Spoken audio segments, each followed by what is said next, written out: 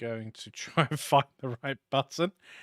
And hopefully we are live. How is everybody this evening? I'm a little bit out of coffee this evening.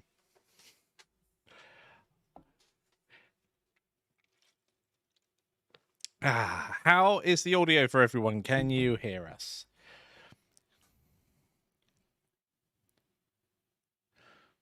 I don't know. How's your... It could be my kids on the internet. It's entirely possible. Yes, you've gone lo-fi for the evening.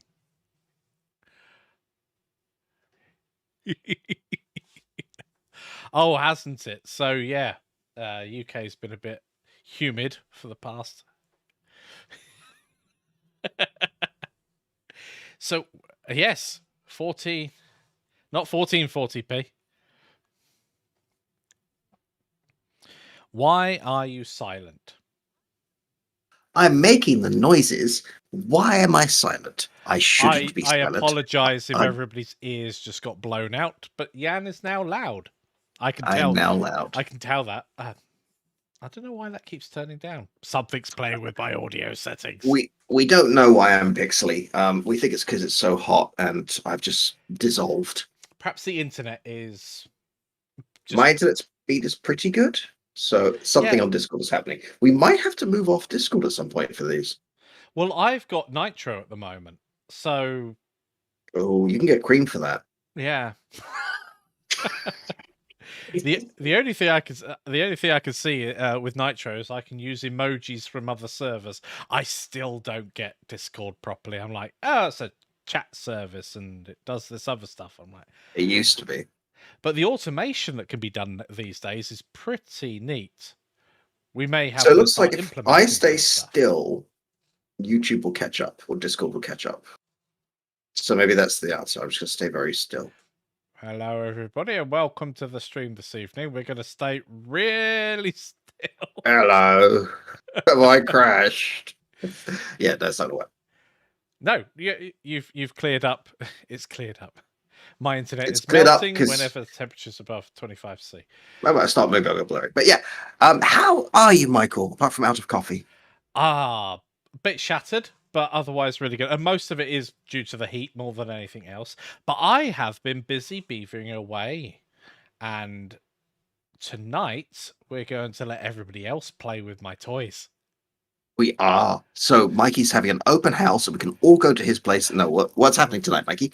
We are going to launch the modeling part of the Blender Creative Suite. When would you like to launch it? I think, as tradition would say, that we launch it immediately. Launched. Launch. Okay, that's published. So the plan with the course, I've actually had to pause some videos uploading at the moment so that we could talk to you. They shouldn't take long to upload. I think that's...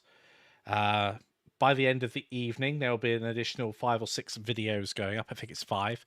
And we will be making a low poly car to begin with. So, well, let's start at the beginning. What is the course? So, that's always a good question. So, it's all about modeling, right from the very basics. So, it's called Modeling in Blender. There we go. It's a good name. And we got one this week because we didn't have it last week, did we? Like, we didn't. No. What's your course called? Yeah. I don't know. Modeling in Blender. So yeah, it's meant. The first section is going to be for pure beginners. So I know a lot of our audience have probably played in Blender before. So certainly the beginning section is going to be more of a refresher than anything else. But as the course progresses, we'll be going through far more advanced modeling techniques. We're going to stick with what I'm going to coin traditional modeling, because now with the advent of geometry nodes and other parametric modeling techniques, and parametric modeling techniques is where you use data to drive your models rather than going in manually and tweaking edges, vertices and faces, etc. Right. So we're going right back to basics and starting off with simple tools like the extrude tool, like insetting, and making sure we focus on those tools and what they can do, because the extrude tool is multifaceted. It actually has like 5 or 6 different options to it, though most people just see it as, oh, if I grab that face, I can create a new face. But there are Yep. a few ways that you can use it to really benefit your modeling, and just going through that and having simple projects along the way that we're going to model up. Now, we'll also go through some basic material stuff, so you'll be able to basically color in your models, and also lighting, some add lights into the scene, and rendering, so you'll be able to present your models. We won't be doing a deep dive into texturing and things like that. That's going to be a separate course focused on that, rather than making this course balloon into, well, texturing is a whole big subject by itself. But of course, then you can take that future course, unwrap your models, texture them, etc. from then onwards, which is just amazing. So it's And we made. should also point out that this is part of the Blender Creative Suite. It is. So Yes. people don't have that, and they say, well, I like that, but I want to learn lots of other things. You can buy each individual course that you want and just not buy the ones you don't want. Or you can buy the Blender Creative Suite and get access to all of the courses that are in that bundle already. And then Yes. anyone's going forward at the same price. In fact, what I do need to make sure at this point is it's actually under the lifetime access, which I've done that. Which Yann's already done. And I've also clicked publish on the course, which helps. I did that. Oh, okay. It doesn't automatically update on my screen. We published it twice. It's twice as good. Ah, fantastic. So yeah, this is a just focused on modeling. And I think I've just added some pictures in. I'm going to have a look at it myself. Do you have things you can show us? Do you have things you can show us? I'm just having a look now to make sure that they're there. Yes. So let me load up the car that we're working towards in section 1. In fact, I can probably just isolate it. No, you know what? I'm going to show this entire scene, because this is the kind of the one of the end points that we could potentially get to. So let me just share my screen. Excellent. And I will also just turn on rendered mode as well, so we get a nice look at the scene as it is. So if we zoom out massively, so this is more of an overview. We've got a giant green ground. It's the same color as the more textured ground in the foreground. And one of the big things with modeling in general is the whole smoke and mirrors thing. You know, if we're viewing it from down here, we don't need detailed grassland in the background. No, we can just use a green plane. The sky itself, in this particular instance, we're not going to import HDRIs, even though I show it. We actually focus on Blender's built-in skybox. So it has a built-in sky texture from 2.9 onwards. Nishita. There we go. And we could turn on a sun disk and have the sun rise in the sky if we want to. And obviously the lighting at the moment is set for the evening rather than the daytime. So we probably have to turn that down a bit so we don't lose our retinas in order to have a daylight scene. I'm going to undo that and go back to how it was previously. So we've got a couple of models here, a couple examples of where we're going with the course. So a very simple low poly car. There's no interior in this car. It's not meant to do that. We're really focused on making sure that people can churn out, and I do mean churn out, a lots of models. And there's a great deal of model making where you get diminishing returns the more and more time you've spent on it. I'm just going to skip back to us for a moment while we talk about that. Have you seen, Yann, what an artist can do in 10 seconds, what they can do in a minute, what they can do in 10 minutes, and what they can do in like 10 hours? Have you seen those? It sounds amazing. Yeah, the comparison videos. I think there's a brilliant one with Spider-Man where the artist is given 10 seconds and it's a blob, but the form is correct. So when you look at it, you go, ah, that is Spider-Man. Right. And then when you got the one that's about a minute long, there's details on there. And that's what we're really focused on. We're focused on about a minute to 10 minutes worth of work on a particular model. Obviously, it's going to take a bit longer to teach everybody to get to that stage where they are producing a model in about 10 minutes to half an hour or so. But also time boxing like that means that you get to a certain level of detail, but you're only focusing on the important stuff, which is really important. If you time box yourself to a short time, you're not going to be faffing around with the shape of the headlights. You're just like, it needs headlights, and you end up going for it. It occurs to me it'd be a fun little challenge to do, almost like a blender jam, but Yeah, like, that would be fun. okay, so you're going to have 10 minutes to make a thing, and we'll tell you what the theme is. And here's the theme, and time yourself. You have 10 minutes. See what you can make. And obviously, people can cheat, but if you cheat, you're not getting the benefit, right? Like, this is an educational tool. Oh, but what can you definitely. make in 10 minutes? Oh, wow. I'd probably panic and like spin around the default cube for at least Well, then you should take my creativity for coders. No, we're doing your course this week. Raves RB says it seems like a good resource for those trying to learn Blender. He's very good at teaching Blender. They keep updating Blender at such a fast speed; it's difficult staying up to date and still trying to figure out geometry nodes. Geometry nodes. Do we have news on geometry nodes? So Erin has kindly taken on geometry nodes, and he's working on that in the background at the moment. I'm not going to commit to anything because he's only showed me the prototypes so far.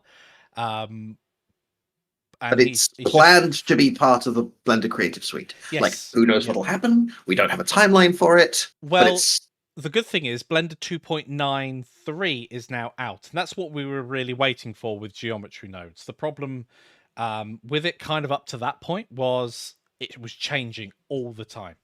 Yeah. And now with Blender 2.93 and it's the long-term support version, we've got a guarantee from the Blender developers themselves that it's going to be supported for the next 2 years, which means that if we are focused on teaching you, that they're not going to change the color of a node or change where something is in a menu. That's not going to happen now. It's very, very unlikely to happen now. It's in a long-term support version because it breaks things if that happens. So yeah, 2.93 is now out. Erin is working on that in the background, and I'm looking forward to seeing it come together. And once we've got a bit more information, I'll start teasing some stuff for you. Right. I mean, at the moment it's being worked on. We don't have like commitments and timelines and things, but that's definitely part of the plan. Like the Blender Creative Suite is designed to be as complete a resource for Blender as we can make. And I'm saying as we can make it because Blender can do so many things from grease pencil to video editing. It's really hard not to forget something. I can see where you hit the nail on the head. It can do so much, and that's brilliant. It's a suite of programs. I've said this for years and years that Blender is not just a program. It's a video editing suite that's cobbled together with a 3D editing suite, which is cobbled together with a compositor. And whilst in the Blender Creative Suite, which is the larger bundle of courses together, we will collectively cover most of these areas of Blender.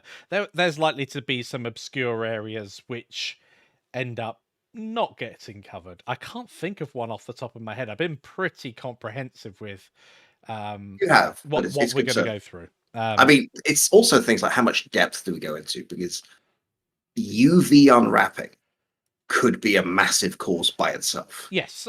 So in the grand scheme of things, when it comes to the creative suite of all of these bundles, some of the bundled courses will be more basic than other ones, and their length and price will obviously reflect that as well. So video editing, for instance, there's probably not too much we can go into with the video editor, but understanding how it works means you can put together your animations in such a way that... I mean, unless you're also going to teach editing theory, which is out of scope. Like exactly, in that case it'd be a bit more about how to use the tool.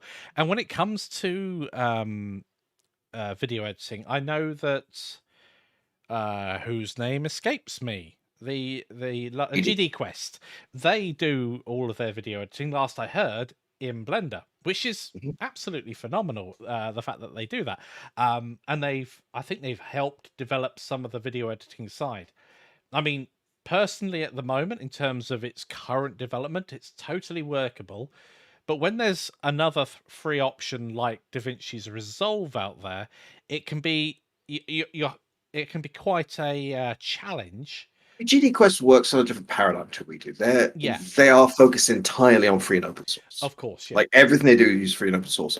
We like free and open source. Mm, And so far, everything we've taught, including Arda, yes, it is free and open source, but not free as in you don't pay for it. Like FOSS can mean different things. yeah, So far, everything we've done has been free and open source, but it's not actually our prime directive. Like that's no. not, we're not politically married to free and open source.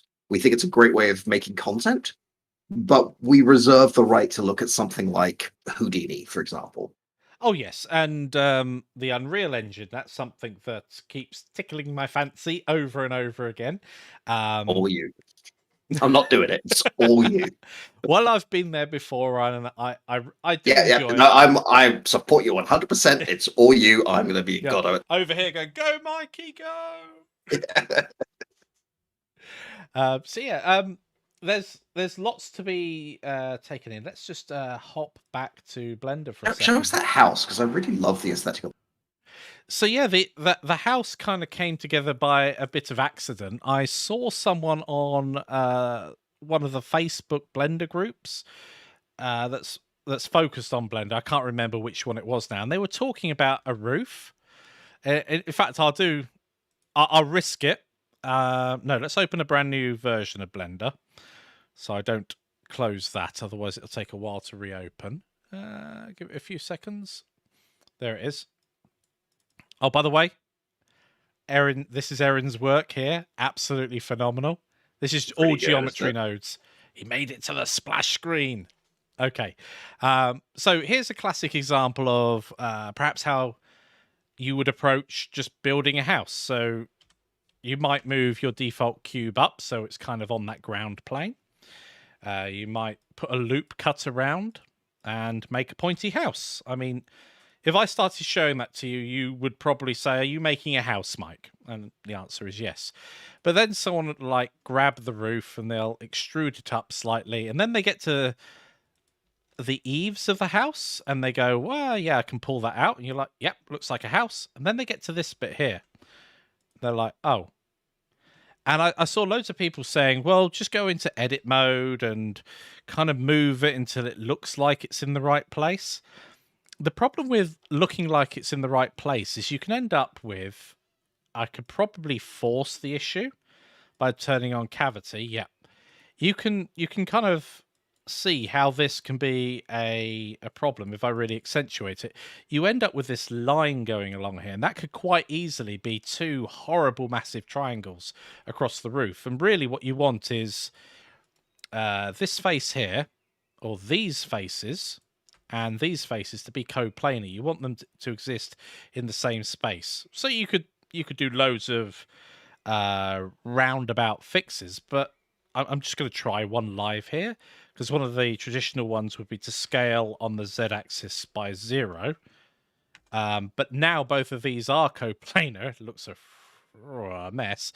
But now, in theory, you could probably rotate this background and position it, but no, we just don't want to go there. But if we go back to previous, there are other tools that we could use to get there. So one of them might be, let's go back a little. So we're on the flat roof. So you're at this point and you want to extrude. I mean, we cover this in the course in a bit more detail, but there are a couple of other options when it comes to extruding. So you could, as it faces along normals, I think that's the one that I want. There we go. And then these faces, their normals are pointing in the right direction. So when we extrude it, there you go, it's coming out in the right direction, which is what we wanted in the first place. And then these two faces are coplanar.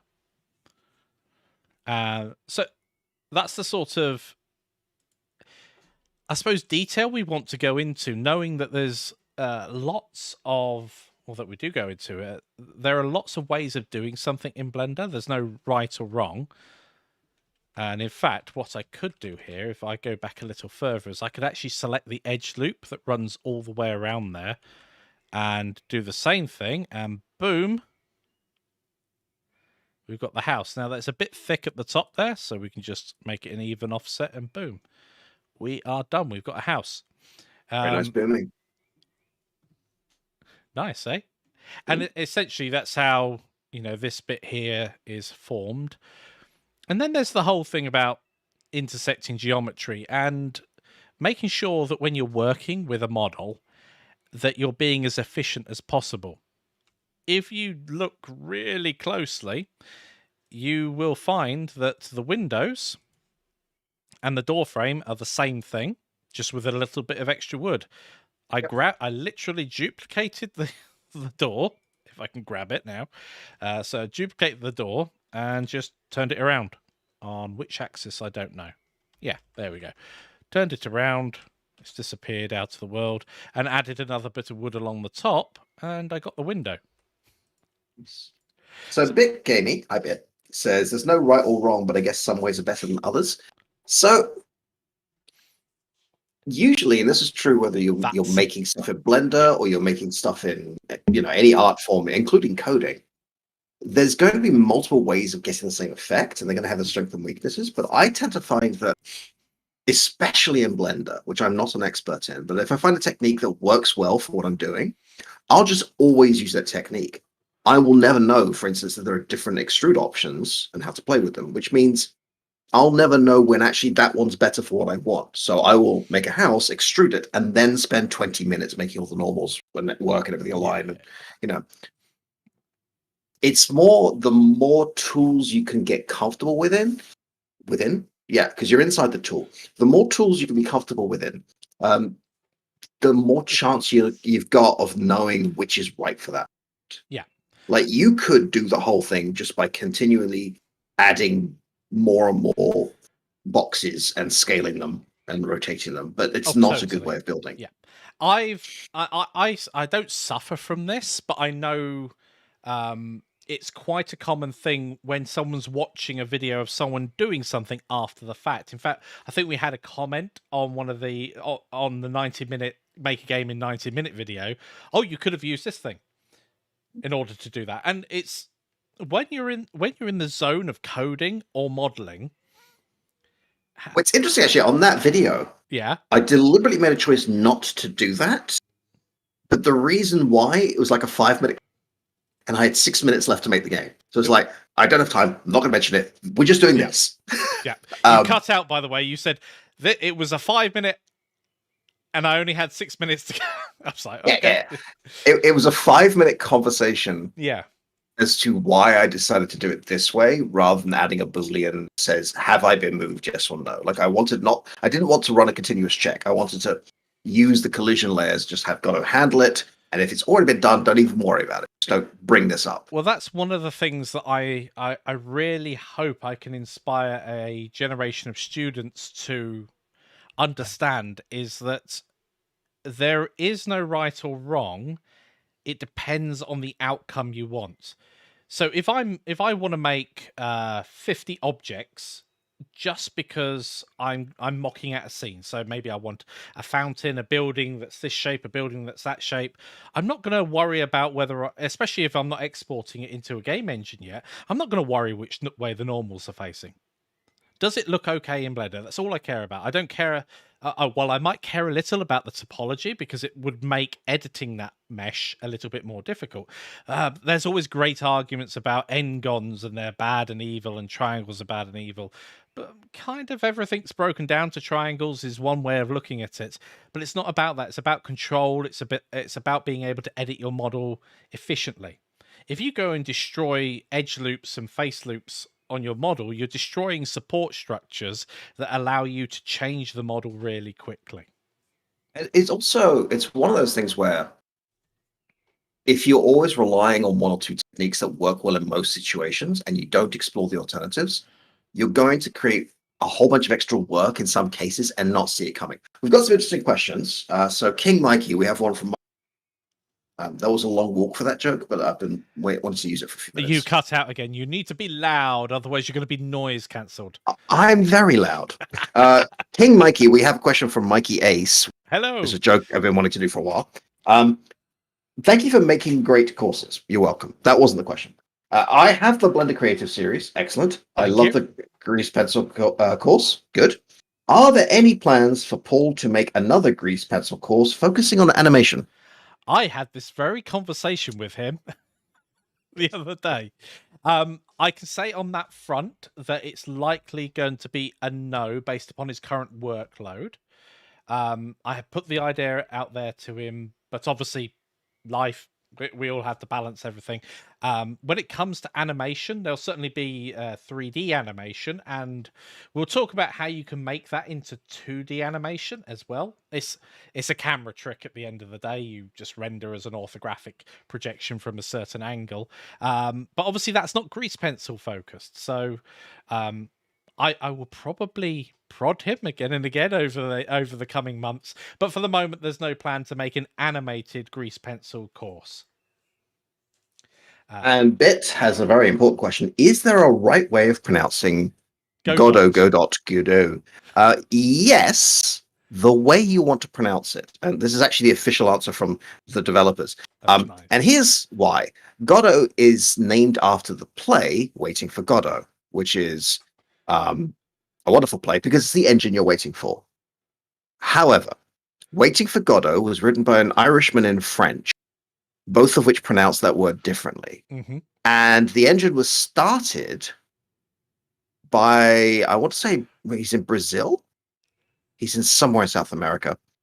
Juan is in South America somewhere, coming from an Eastern European family, working with people from all around the world. So the correct pronunciation of Godot is Godot, Godot, Godot, however you want to pronounce it, because it's a bit like what's the correct accent? The one that you're hearing currently, like whichever one you're hearing. Yeah. So I would say listen to your heart. When it's calling for you. And demonetized. Sorry, we're not monetized. That's fine. I wouldn't worry about it. Yeah. It's interesting, isn't it? That whole lot. People argue about it all the time, and it's like, really? I thought it was pronounced Godot because it's a robot. Cool. You run with that. Great. I mean, it's fine. It does sound weird to my ear whenever I hear someone say Godot, because you and I grew up in a country with a Saturday morning cartoon, GoBot.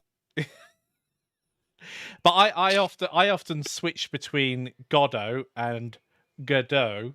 Again, that's an emphasis. I say Godot because I have a drama BA and a master's in education, a theatre education. And in the countries I was learning in England and America, when you're talking about that play, you typically say Godot, but not always. Mais en français, on dit Godot. Et ça, c'est différent. So it really depends on what you're doing. Something in French, it's different. There we go. Yeah. Yeah, definitely. So the barrels were a fun thing. So Yann was asking me if they're the barrels that I put in. They're pretty close. Like, I know you use a different technique and you start from scratch, but it's one of those great examples of multiple ways of getting to the point. Hey, I think you should do a comparison. I don't know whether I want to do that live. I think you do. I don't. I think you do. Ooh. Because I don't know where the barrels are stored, so it's gonna take a moment. Oh. So the barrels themselves are an interesting one because they're initially made of a plane, and then they're extruded outwards, just like a real barrel would be. And actually, a real barrel does have extra loops around the top. A real barrel is extruded from a plane. Exactly. And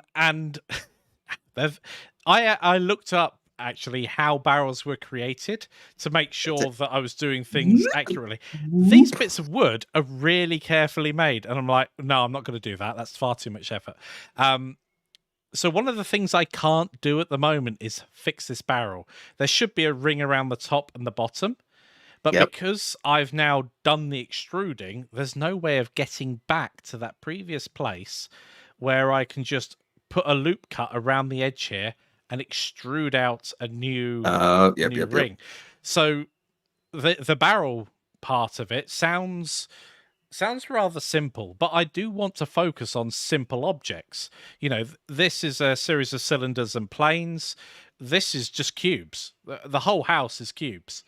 And the car's a bit more complex, and it's a cube because it's more complex because it's got cylinders as well.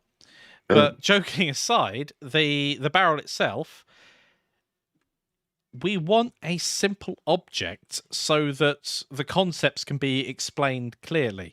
And you can probably see here, for those with keen eyes, and if the stream's still good, it's just a quarter of a barrel, because, or is it even an eighth? Yeah, it's an eighth of a barrel, because if this is such a symmetrical object, why on earth would you model anything other than... Oh, if I do that, it isolates too much and I can't see. Can I just do that?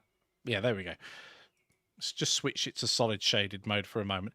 Why model any more than that if the whole model can just be made like that? Then if you need to make changes and you want to make it a bit more unique, yeah, sure, apply your mirror modifier and then you can twist a bit of wood or break something from it.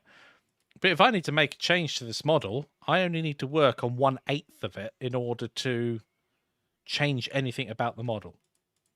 Again, won't work in every instance, but it saves a load of time if you can cut down your model to its primitive, essentially. Yep. You had a question. One thing I really like about the both the house and the barrel is they've got this very... I mean, they've got a lot of character to them. They're always cartoony. Yeah. But they're made in very simple ways. It kind of reminds me of what we're trying to do with the asset packs. And we still need to figure out what the next asset pack is going to be. Yeah. In the sense that it's something you would feel pleased to put in a low poly game. Yeah, definitely. It doesn't look like a school project, or, you know, I have to just get this exercise done so that I can say, okay, I've done the... It looks like an actual, how do you make something in this style simply? Well, one of the things, let me just go back to the image for a moment. You raise a very good point there. So you mentioned that they're all relatively simple models, but they also only just have materials on them. They've got plain materials. So here we can see the building. It has no textures going in. It's just plain base color. And in the course, we discuss what all of this does, the bits that we need anyway. And again, this is just wood. It's a brown color. The barrels have wood and metal, and the car has some extra things. We've got the car itself, glass, lights, and rear lights. And this is one of the great things about lighting. A lot of this barrel, I mean, this barrel itself looks like it has lots of different variety in it, and it's not. It's just lighting. There's no extra special tricks going on. You change the lighting of a scene, and that can change how it appears. And that's the sort of basic lighting that we're covering in this course. I mean, I have to say, that barrel is lit. Boom. Thank you. I'm here all week. No. I didn't know we were doing a 7-day stream. Yep. Mikey's saving up his Yann points to get a plush Mikey, so I've got the toucan. We really should have plushies. We've been saying for how long? I know. Yeah, we have talked seriously about the involvement it would take to get some toucans made. And it's... I mean, what I would really love, and we've actually looked into this, is getting little... I mean, I'm going to say rubber, but they're actually vinyl toucan ducks. Yeah. Just for the rubber duck problem, or the rubber duck technique. Which, if you're not familiar with it, it's a coding thing where it relates to the idea that in order to really understand where explain it to somebody else, and in the course of explaining it, it'll go wrong. So if you have your duck and you're explaining your code to them, like I'm trying to work on a fluid zoom for the RPG prototype I'm making, so that the Yeah. camera actually feels good. And every time I do it, it just goes wrong. And what I've done is I've set up between it. Then you go, aha.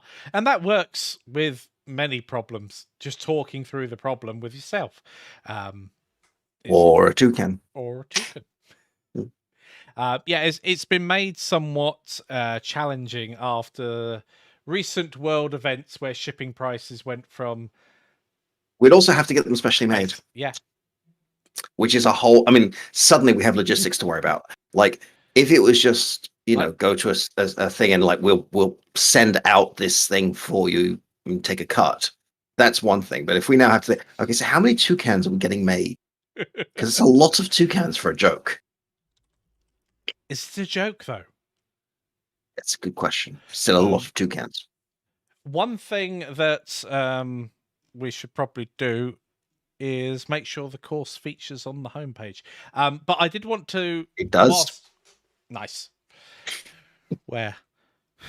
I don't see it. Perhaps it's because I'm logged in. All right. One of the things that I did want to run through, run by you guys, is my speech is bad. But other than that, one of the things that we've added recently or changed is we've changed from my courses to my library. So it's a bit clearer because assets aren't really courses. So it's now my library. And what was the other thing that I was going to say about the site? Yes. I don't know. I would like feedback at the moment. I'm going to go back to this while I go and find that page. I think I know what it is. Yes, it's here. So one of the things that we have sort of like been toying with over the last couple of weeks is the fact that as we're producing more courses, it's becoming a bit more difficult to find your way around the site. You know, if you're into development, perhaps you don't want a load of art courses in the way, or vice versa. And obviously assets end up, where do they go? They end up being buried. So we've got a real simple version. Hold on a second. Why is the window being funny? Can I do that? Yes, I can. Okay. So let's go back here. So this isn't a live page at the moment, but the idea being that when you arrive on the home page, there'll be something along these lines where you can go to a development area, an art and design area, or a game assets, and then it shows you those specific courses. And obviously this is just, well, it would be Lorem Ipsum normally, but yeah, use this block to showcase testimonials, etc. So, well, that's what Lorem Ipsum means in Latin. Oh, okay. I never knew that. No. I can't find our homepage. I can't fix it. I fixed the one that says Canopy Games / Canopy Games, but not Canopy Games. I don't know what it is. So yeah, I will sort that out later. No worries. Yep. But yeah, I think separating it out like that makes a lot of sense. But the question is really, does it make sense to have development, art and design, and game assets, or some other wording? I'm not sure. I mean, where would things like creativity for coders live? Exactly. Well, it's not. Is it? Where would a game design course be if we were talking about level design? Right. So it's like, I don't know. see Perhaps it can assets. exist in both. That's the problem. When we start getting like theory courses that are not dependent on a specific program. Yeah. Like creativity for coders is a creativity course. It's not. It's neither all those things. And what about bundles? Yeah, thanks, Roderick. Thanks a lot. But it's true. You know, where do bundles go? Perhaps there's a special area for bundles and things like that. Or we just separate courses and assets. Maybe courses and asset packs, and have a filter option. There are a lot. Yeah. I have to see what's available built into the Teachable platform versus what we'd have to custom code, because some of the things that I've tried, I'm like, this is amazing. But I'm not sure I could fix it if it broke, because you need to do it manually. Make changes on a live database. No, never changes on a live database. Also, why am I pixely? I don't know, because you've not held still for long enough for your pixels to resolve. Yeah, that's a great question though. Bundles like Gotta Getaway, like the Blender Creative Suite, and other things that might follow in the future. Yep. Yeah, well, just wanted to put that out there and see what people's thoughts on it would be. Yeah, it's. Nice. I mean, as foundational courses go, I think it's a really good idea because you have your free tips, and that's fine, and getting started. Yeah. But actually just understanding how to get the best out of the simple, block tools. Yeah. Do I mean block tools? Mesh tools. Is kind of important. Yeah. It's challenging sometimes when you're approaching projects. One of the things that I talk about nice and early on is choosing the right primitive. If you're going to make a train, you probably want a cylinder with a cylinder on top and a box on the back, and then cylinders for the wheels. If you're making a plane, you probably want a cylinder or a cube, depending on what type of plane you're going with. If you're making a football, Yann, what shape would you use? I would use a cube. You can use a cube, correct? Because you And end up with quad topology when you cast it into a sphere. I would use a cube just because I don't play football and it amuses me. You won the challenge. It's Minecraft football. But yeah, Cube. understanding a good starting point can save so much time. I mean, you can. One of the things that you can do, like with a cylinder, is change the number of vertices that make up the circle that forms the cylinder, and of course, you can take that all the way down to 3. Or you can take it up to 4, in which case you've got a cylinder that's actually a cube. No, Big Gamey says, why not an ecosphere? With me, it's just because I haven't played eco in a long time. It didn't occur to me. Mikey, why not an ecosphere? Icosphere for what though? It For the genuinely football. does depend. For a football, yeah, Icosphere would be a great example. So one of the videos that's in the edit pile at the moment is basically a very simple topology. I'll do a live example because those always work out incredibly well. Yeah, this file will do. Let's delete everything in it, and then I'll share the screen. Nice. I was going to play with my toucan. Don't mind me. No worries. There we go. So we're over in Blender, and if I go ahead and add in a UV sphere and just move it over here, and then add in an icosphere, same size, move it over there, and then add in a cube, and what we need to do to the cube is make it subdivided lots. Now I could use a subdivision modifier. In fact, I will add that at a later point. No, I will do it with a subdivision modifier straight away. I've forgotten the key command. There we go. I need to be in object mode for it. No. It's okay, because I learnt this earlier on. Because I took the course. So that's not spherical just at the moment. But what we can do is add a cast to it and tell it to be a sphere and set it to 100%. Was it just 50? It's 1. There we go. And if I shade all of these smooth, maybe even add a subdivision surface modifier to all of that and scale this one up slightly. I'm going to pull these in. Right. So here is the challenge. By just, obviously you guys have seen it, but if I go, whoa, and then settle it down, apart from the middle one won't change at all. Externally, all of these are spheres. You cannot tell by just looking at them what their underlying topology is, how the flow works, how their edge flow works, whether or not they've been modeled correctly with quads or whatever. It's only when you look at that underlying topology that you realize, hang on a minute, these are all fundamentally different. One's a cube, one's a UV sphere, one's an icosphere, but they are all essentially the same thing. Mm-hmm. Ta-da! Mind blown.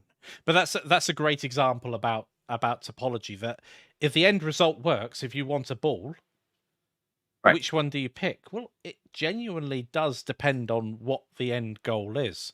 If it's to make a ball, pick any of them. I don't care, you don't care. If you're going to deform that ball, you might want to change your opinion. If you're going to model it into something else afterwards, again, you might pick a different starting point. The icosphere is a really great starting point for a bowling ball because it already has vertices in places that are separated by much larger triangles. If you're doing some sculpting, you might want to start with a cube that's been subdivided so it's spherical, because then you've got an underlying topology that's all quad based. So you know if you're going to distort it, you don't have to do anything extra. And if you're making a map of the world, use a UV sphere. I don't know. But that works well for globes and things like that. Of course, if you're in a game engine, sometimes you'll just want to make a simple mesh in the engine and let it do it. Yep. That's very true. It does depend on what the outcome is. That's the critical thing. If you're not making something for its outcome, then you're probably wasting some time. One of the great examples of that is if you imagine you've got any scene. It could be an outdoor scene. Well, let's take an environmental scene. If you're going to look at that environment from quite a distance away, whether it's going in a game engine or you're just staying within Blender and actually rendering things out, it really doesn't matter, because what really matters is the level of detail you've got for your distance away from the camera. So if you've got some cars that are way off in the distance, the car that you make in the first section of the bugger off, fly, go. The low poly car that we've just shown you will sit absolutely fine in the background, and you probably won't notice that it's a really low poly vehicle. Anything close to the camera or that you're seeing up front, you don't want. You want to spend more time on it. You don't want to leave it as a low poly object without a lot of detail. And the same's true of textures as well. If you have something close to you, you want the texture to be detailed. If it's off in the distance, it might as well just be a single color, because it might. A great silly example of this is if Yep. you're doing something in space or in the night sky, you don't need to be creating Silence. Yeah, try again, Yann. We don't need to be creating what? You were completely silent. I didn't go completely silent. I spoke at an even thing and Discord dropped me.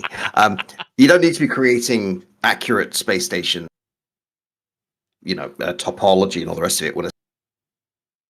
No, you keep Right. dropping. I don't. You do. No, it's your connection, mate. I'm doing fine over. I think it must be the noise cancellation. So if you're making a space station, Hang on, let me check my noise cancellation. are you saying you don't need to add all the greebles and things like that because it's all the way over there? Apparently, I'm not saying anything. My noise cancellation is off. Oh, what? Okay. Yeah, what I was saying is you don't need to be making a whole bunch of details and realistic topology on moons. Like the whole point of making something in Blender or in a game is simulating the experience. You're not actually recreating it from scratch. So if something is off in the distance or partially hidden, what would I need to experience from here? Yes, 100%. And that plays a little into level of details.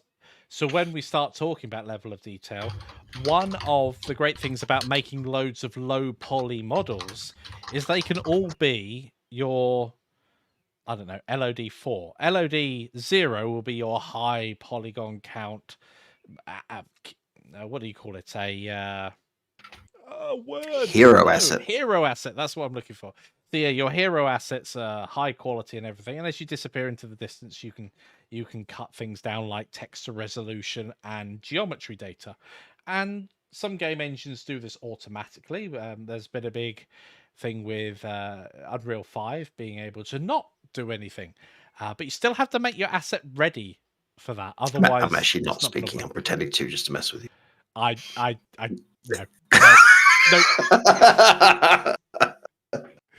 I'm really impressed with the new stuff with Unreal. And I've seen a bunch of people who are like, oh, God of War is in trouble. No, it's not. They're doing different things. It's fine. They're not actually competing. they're both tools you can use for different things. Exactly. Well, otherwise, why would anybody ever texture in Unreal? Because Substance Painter has won. It really has. Right. It's Or finished. Maya over Blender. Like Yeah. they're not for the same thing. No, The but you can yeah. use both tools. That's one of the things that a lot of people do use. For instance, Daz 3D, I think, is great for characters, but doesn't have as solid a render engine as Cycles, or perhaps even as Eevee. So you could model something in Daz, a character, and bring it across into Blender for rendering. And I know lots of people that do a lot of VBD stuff, so volume displacements, things like that, whether it's pyrotechnics, smoke, etc. They'll simulate it all in Houdini. Yep. They'll bring it over to Blender to render it out. Yeah. So use the tool in the best way you can for your project. In the Godot Unreal thing, Unreal is designed large team who are all working on their thing. You disappeared a lot again. Never mind. That sucks. What is going on? Noise cancellation is off. I'm speaking at a normal volume. I keep going pixely and you keep losing. This is no fun. I like hearing Yann. It's frustrating as poop. I tell you that. It is. Oh dear. Well, on that note, I think if the internet is going to play silly Mikey and Yann can't understand one another, I think it'd be a great question. Is Yann going through? Yes, could well be. Does anybody have any questions? Why does my voice keep going out? If you shove the microphone really close, I wonder if it will do it. I don't know what's.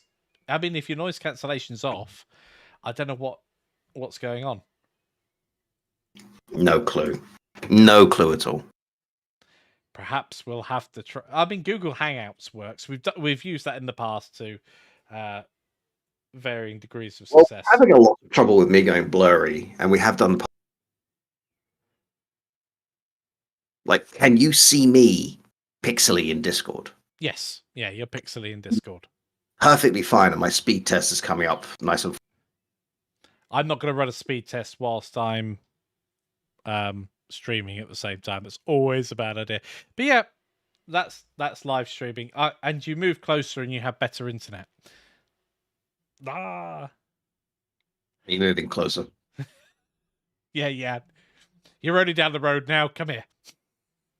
I mean, I've got a download speed of 60 Mbps. Mbits, yes.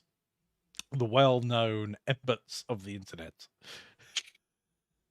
I would move into the garage, except one, that's where Mikey's office is, and two, everyone in his house is allergic. He's allergic to cats. Cats. Stop it. Exciting. So this Thursday, I'm out of here again. So there'll be a different background because we're having the floor put in. So exciting. I'm going to grab this and hopefully it won't fall over. I now have Windows in my garage. And in case that was quiet, I now have Windows in my garage. No Linux or Mac OS, just Windows. Please don't fall over. One of these days, you're going to stop trying to make that joke. Maybe.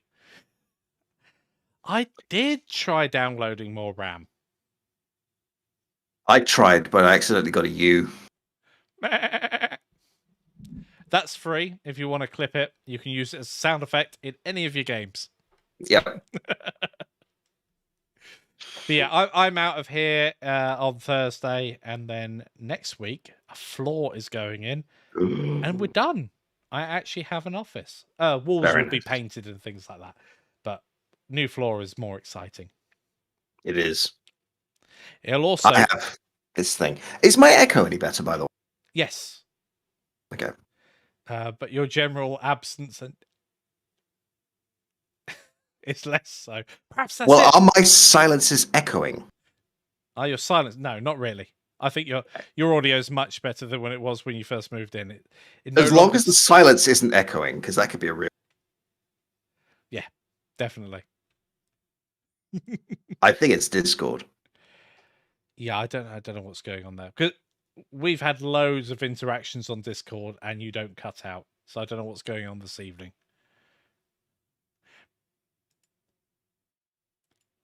So yes, if anyone has any questions, I would say interpretive dances. I'm watching Discord drop my signal. I would say interpretive dances. No, it's not the. No, it's not. I would say interpretive dances. I would say interpretive dances.